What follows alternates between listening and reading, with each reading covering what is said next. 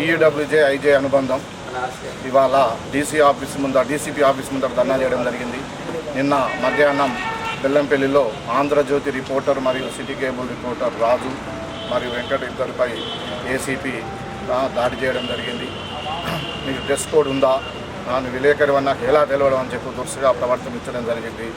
అందులో భాగంగా నిన్ననే మన జర్నలిస్టులు అందరూ అక్కడ నిన్న ధర్నా చేయడం జరిగింది. ఇక్కడ ఈరోజు మంచిర్యాల డీసీపీ ఆఫీస్ ముందు ధర్నా చేయడం జరుగుతుంది.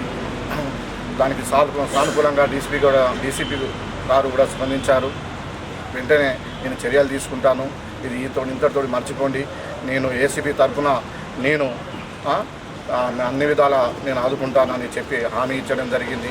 ఇంకోసారి ఇలాంటి పొరపాట్లు జరగడం చేయకుండా చేస్తామని విలేకరులు పూర్తి హామీ ఇవ్వడం జరిగింది. కాబట్టి ఈ విషయాన్ని జర్నలిస్టులు అందరూ గుర్తుపెట్టుకోవాల్సిందిగా కోరుతున్నాను.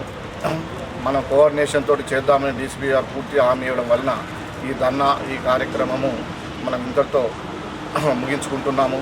అదేవిధంగా భవిష్యత్తులో కూడా ఇలాంటి విషయాలు జరగకుండా చూస్తామని హామీ ఇచ్చినందుకు, మరియు రేపు ఇలాంటి దాడులు జరిగితే మనం కూడా పెద్ద ఎత్తున ఆందోళన చేయడానికి కూడా వెనకాడేది లేదు అని చెప్పి మన జర్నలిస్టుల మిత్రులకు అందరికీ నేను మనవి చేసుకుంటున్నాను.